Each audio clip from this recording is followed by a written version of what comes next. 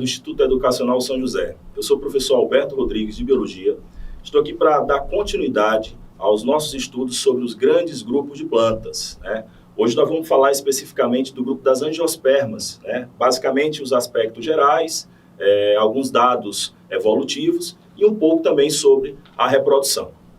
Galera, esse grupo, ele também pode ser denominado por antófita, né? Antófita quer dizer plantas que formam flores, não é plantas que possuem flores, que é exatamente uma das grandes aquisições evolutivas que esse grupo obteve, né? Essa característica de ter flor e também ter fruto permite ao grupo das angiospermas a possibilidade de gerar grande diversidade biológica, né? A flor ela é um atrativo para animais que favorece o processo de polinização cruzada. E o fruto, em contrapartida, ele é uma estrutura que vai favorecer o processo de dispersão da semente. Então, se você somar essas duas aquisições evolutivas das angiospermas, que seria flor e fruto, você vai ter, ao longo da evolução, o grupo que teve um maior sucesso no que diz respeito à biodiversidade, né, o que tem mais espécies catalogadas, são cerca de 250 mil espécies, isso corresponde a 90% de tudo que existe de planta, e eles também são, seria o grupo mais representativo, aliás, é o grupo que mais se distribui geograficamente, né? Então é o grupo mais diversificado e o grupo mais disperso de todos. Você vai encontrar angiosperma em todos os tipos de ecossistemas da Terra, tá? Essa planta, ela possui flores adaptadas ao processo de zoofilia, que é a polinização feita por animais, né, o que favorece a diversidade biológica, e frutos adaptados à zoocoria, né, que é a dispersão da semente por animais. Então, essas duas adaptações deram essa grande vantagem de diversidade biológica bem ampla e também a dispersão de sua semente. Bom, em relação à classificação desse grupo, existe uma classificação tradicional que divide o grupo em duas categorias, em duas classes, né? Angiospermas é um filo, é uma divisão antófita, ou também chamada de divisão magnoliófita. Essa divisão ela é separada em classes. Então, nós temos duas classes principais, a classe das plantas monocotiledôneas e das plantas dicotiledôneas. Como as dicotiledôneas, né, verificou-se em estudos sistemáticos mais recentes que ela não apresenta um único ancestral em comum, né, esse grupo, ou seja, ela é um grupo polifilético, certo? Então, esse grupo ele foi subdividido em dicotiledôneas basais e azeudicotiledôneas. Então, praticamente tudo que a gente conhece a respeito de diferenças morfológicas entre essas duas classes de plantas está relacionado ao grupo das eudicotiledôneas e das monocotiledôneas. Então, vamos aqui para algumas dessas diferenças. Bom, a primeira diferença seria a semente. A semente é uma estrutura que apresenta a função de armazenar reservas nutritivas através de uma estrutura chamada cotiledônea, e ela também tem a função de proteção do embrião. Então, nas plantas monocotiledôneas, a gente observa que ela possui uma semente formada por um único cotilédone, tá? E esse cotilédone ele é reduzido e não apresenta reservas, que é o caso, por exemplo, dessa que está indicada, que é a semente do milho. O milho, na verdade, o grão de milho, na verdade, ele é um fruto e, ao mesmo tempo, no seu interior tem uma semente, né? No caso, por exemplo, do feijão, a gente observa a presença de dois cotilédones, certo? Então, as plantas dicotiledôneas possuem dois cotilédones, as monocotiledôneas possuem um cotilédone. Então, essa é a principal diferença entre os dois grupos. Ah, professor, mas eu não vou conseguir identificar, através da semente, a presença de um ou de dois cotilédones. Então, você vai analisar outros aspectos dessa planta, como, por exemplo, o sistema de raízes, né, o sistema radicular. Então, você pode perceber que nas plantas monocotiledôneas, tá, a raiz ela é fasciculada, ou seja, você observa que ela tem um formato de cabeleira, tá? Ela não é uma raiz que tem um eixo central, ela tem, na verdade, todas as raízes partindo da base caulinar, e por essa razão elas são chamadas de raízes adventícias. Já nas plantas dicotiledôneas, você observa a presença de um eixo central, tá? De uma raiz principal. E a partir dessa raiz principal é que se desenvolvem as raízes laterais. Então, esse sistema se chama pivotante ou axial. Um terceiro critério de classificação dessas plantas são as folhas, né? Em relação às folhas, a gente pode analisar duas características que diferenciam aí essas duas classes. Primeiro, a forma como ela está inserida no caule, certo? Se ela está inserida diretamente através da sua bainha ou se é através do pecíolo, e também as nervuras que ela possui no seu limbo, né? Então vamos às diferenças. As monocotiledôneas, elas apresentam uma folha invaginante. O que isso quer dizer? Quer dizer que o limbo, né, que é essa parte laminar da folha, ela está inserida no caule através de uma estrutura chamada bainha. Então é como se a folha abraçasse o caule, tá?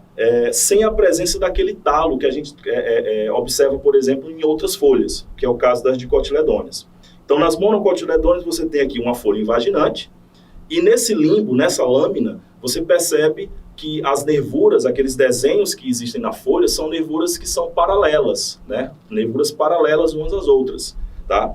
Então, a gente diz que essa folha ela é invaginante com um limbo paralelinervel. Quer dizer o quê? Nervuras paralelas, tá?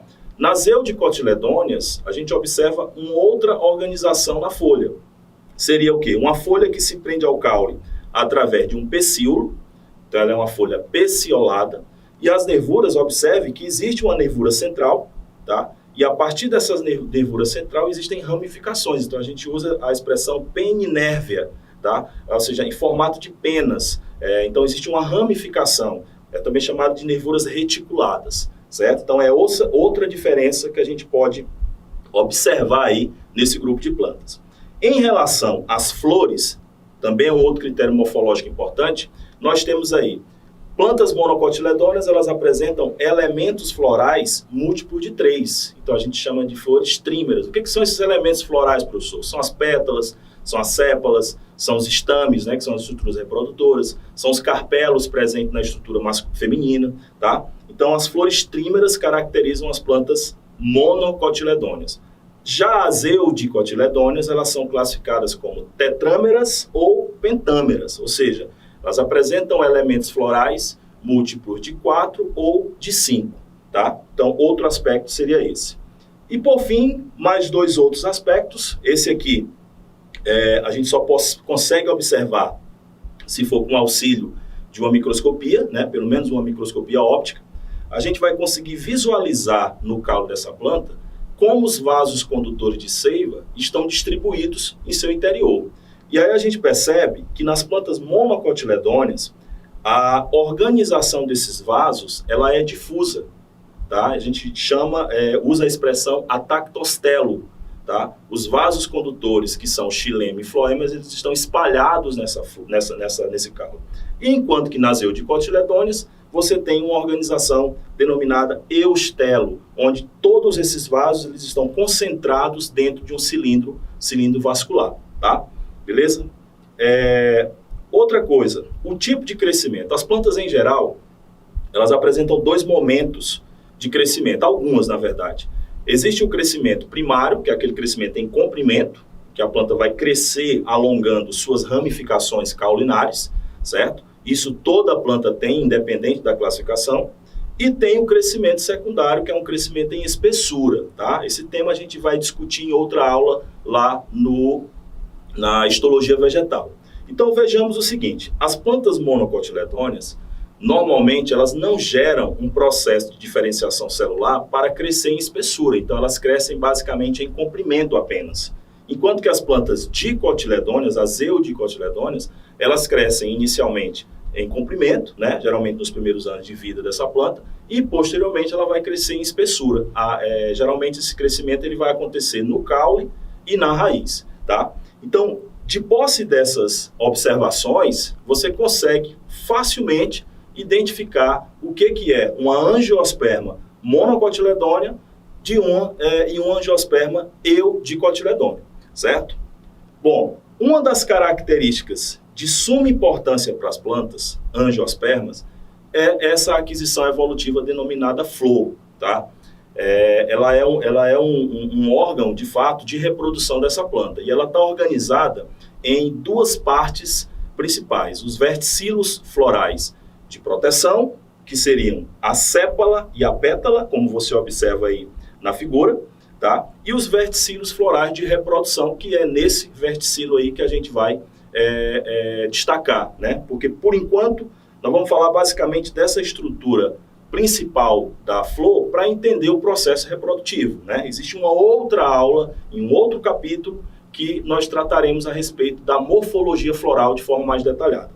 Beleza? Então, assim, quem é que está envolvido diretamente na reprodução? O estame, através da antera e do filete, corresponde à estrutura feminina, masculina dessa flor, e o pistilo, também chamado de carpelo ou gineceu, que constitui a parte feminina dessa flor. Repetindo, então o estame, a estrutura masculina, e o carpelo, gineceu ou pistilo, chamado de estrutura feminina, beleza? Então vamos entender aqui como é esse processo de reprodução, destacando aqui o ciclo reprodutivo dessa planta. Nós temos aí um esporófito, que é a fase duradoura dessa planta, né? Onde você observa a presença da raiz, do caule e da folha, tá? Que são os órgãos vegetativos de uma planta, tá? Lembrando que órgãos vegetativos são aqueles órgãos que não estão diretamente relacionados à reprodução dessa planta. Bom, essa planta, ao sofrer maturação, ela vai chegar à época de floração, e essa floração ela vai desenvolver estruturas que, nesse caso aí da nossa imagem, é uma flor monóclina, que é uma flor que tem androceu, estrutura masculina, e gineceu, que é a estrutura feminina, beleza? Bom, o androceu, representado aí pela antera, tá? Ele vai produzir, através da meiose, os esporos masculinos, que são chamados de micrósporo. Estes, por sua vez, vão formar o gametófito masculino, que é o grão de pólen. Observe que esse grão de pólen, ele tem duas células, né, em seu interior, ambas haploides. A célula vegetativa, que posteriormente dará origem ao tubo polínico, tá? E a célula geradora, que vai dar origem aos gametas masculinos dessa planta, tá? A estrutura feminina, representada pelo óvulo, lembrando que o óvulo nas plantas não é gameta, tá? Gameta somente nos vegetais seria a estrutura do óvulo, nos animais, na verdade, tá? O óvulo das plantas, ele, na verdade, ele é uma estrutura onde irá se formar esse gameta, certo? Feminino, no caso. Então, o óvulo, ele tem em seu interior uma célula relativamente grande, que é chamada de célula-mãe do megásporo. Ela é uma célula diploide, certo? Que através do processo de meiose, essa célula ela dá origem a 4 células, certo? Sendo uma delas uma célula que se desenvolve mais e que faz o papel de esporo feminino, certo? Lembrando que o esporófito, inicialmente ele vai formar o esporo e o feminino nesse caso se chama megásporo, tá? As outras 3 células que se formam a partir dessa meiose, elas degeneram, ou seja, elas não vão ter papel biológico aí nesse ciclo reprodutivo. Esse megásporo, né, esse esporo feminino, ele passa por 3 mitoses consecutivas. E o resultado dessas 3 mitoses é exatamente a formação de 8 grupos de células, né? Se você observar aí na parte superior desse óvulo, nós temos 3 células, que são chamadas de antípodas. Na parte central, nós temos 2 núcleos, chamados de núcleos polares. Lá na base desse óvulo, nós temos mais 3 células. 2 que estão na lateral, são chamadas de sinérgides, e uma que está na região central, que é a oosfera, tá? O conjunto de todas essas estruturas que estão nesse interior se chama saco embrionário, que é o gametófito feminino das angiospermas. Mas observe que só está destacado aí 2 conjuntos de células, que são os núcleos polares e a oosfera. Justamente por quê? Porque somente esses 2 que vão participar do processo reprodutivo, tá? Para concluir esse processo reprodutivo, o que falta, professor? Bom, precisa ter polinização. E aí essa polinização pode ser uma autopolinização, ou seja, a própria flor polinizar a estrutura do gineceu, ou pode ser uma polinização cruzada, intermediada aí pelo vento, ou por animais através do processo de zoofilia, beleza? Então, quando esse grão de pólen sai da antera, tá, e se desloca até o gineceu, a célula geradora ela vai formar o tubo polínico. E a célula vegetativa vai formar o tubo polínico, tá? E a célula geradora vai descer por esse tubo polínico, tá? E vai formar 2 células denominadas células espermáticas, que no caso são os gametas masculinos dessa planta. Essas células espermáticas, uma delas vai fecundar a oosfera, certo? Formando o zigoto e posteriormente o embrião. E a outra célula espermática, ela vai formar um núcleo triploide, chamado de endosperma, que é um tecido de reserva nutritiva que essa planta vai ter que utilizar quando essa semente for germinar, certo? Então, os primeiros dias do embrião, após o processo de germinação, eles vão utilizar aí essa reserva que está presente no endosperma. Por isso que nas angiospermas a gente chama dupla fecundação. Por quê? Você tem a fecundação da oosfera, formando o zigoto, posteriormente o embrião, e a fecundação dos núcleos polares, formando o núcleo triploide, e depois aqui a reserva energética. Beleza? Galera, é importante você lembrar que estudar as plantas, os grupos de plantas, você precisa fazer uma integração desses grupos, sempre lembrando das aquisições evolutivas de um grupo em relação ao grupo anterior, porque só assim você vai conseguir fazer uma abordagem global a respeito da evolução das plantas. E esse ponto, evolução, é uma das abordagens mais comuns que a gente tem aqui no Enem. Tá? O Enem gosta muito de trabalhar biodiversidade, tratando do aspecto evolutivo. Beleza? Então, um abraço a todos e até a próxima.